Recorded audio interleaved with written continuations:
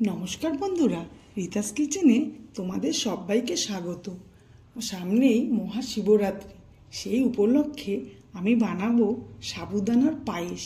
এই সাবুদানার পায়েসটা খুবই সহজেই হয়ে যায়, আর তোমরা উপোসের দিনেও এটা অনায়াসে খেতে পারবে।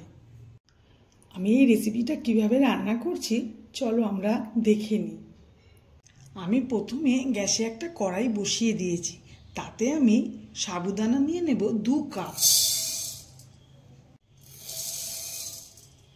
এবার আমি সাবুদানাটা একটু ভেজে নেব।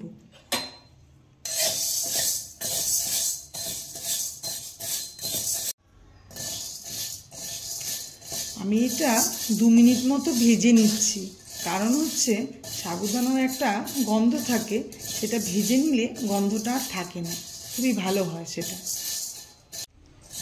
সাবুদানাটা আমার ভাজা হয়ে গেছে, আমি এবার এতে জল দিয়ে দেব।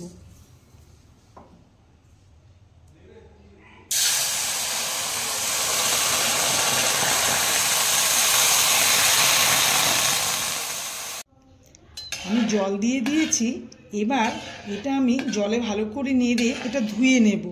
আরও ঠান্ডা জল দিয়ে একটু আমি ধুয়ে একে কিছুক্ষণ ভিজিয়ে রেখে দেব। রেখে দিয়ে তারপর আমি এটা ছেঁকে নেব। আমি একটা কড়াই বসিয়ে দিয়েছি, তাতে আমি দুধ দিয়ে দিয়েছি 1 কিলো। আমি 150 গ্রাম যেহেতু সাবুদানা নিয়েছি, তাই জন্য আমি 1 কিলো দুধ দিয়েছি। এই দুধটা এখন ফুটবে। দুধটা জাল হতে হতে আমি আরেকটা কড়াই বসিয়ে দিয়েছি, তাতে আমি ঘি দিয়ে দেব 2 চামচ। তাতে আমি কাজু বাদাম দিয়ে দিচ্ছি। কাজু বাদামটা আমি ভেজে নেব।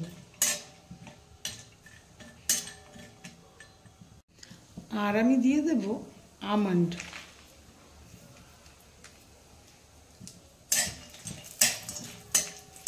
এটাও আমি ভেজে নেব। আর দিয়ে দেব কিছুটা পেস্তা। সবটাই আমি ভেজে নেব।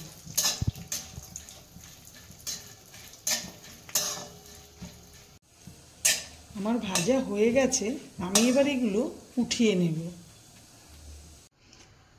দুধটা ফুটে গেছে, আমি এবার সাবুদানাটা দিয়ে দেব। আমি ভালো করে ধুয়ে জল ঝরিয়ে রেখে দিয়েছি। এটা একটু ভালো করেই কিন্তু সাবুদানাগুলোকে ধুয়ে নিতে হবে, কেন এর গায়ে অনেক মাড় থাকে। দুধ আর সাবুদানাটা কিছুক্ষণ ফুটবে, আর মাঝে মধ্যে একটু নিচটা নাড়িয়ে দিতে হবে, না হলে দুধটা লেগে যেতে পারে। ভিডিওটা তোমাদের যদি ভালো লাগে তাহলে সাবস্ক্রাইব করার অনুরোধ রইল। দুধটা ফুটে গেছে, আমি এতে এবার চিনি দিয়ে দেব 2 কাপ।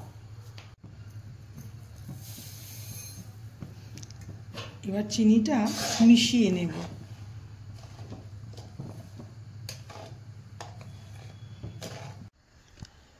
দুধ আর সাবুদানাটা ঘন হয়ে এসছে, আমি এবার এর মধ্যে আমি যে ভেজে রেখেছিলাম আমি সেগুলো সব দিয়ে দিচ্ছি।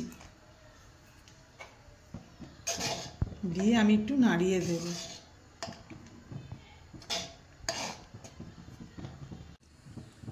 রান্নাটা আমার কমপ্লিট, আমি এটা সার্ভ করে দেব। রান্নাটা যদি তোমাদের ভালো লেগে থাকে তাহলে লাইক, কমেন্ট, শেয়ার করো।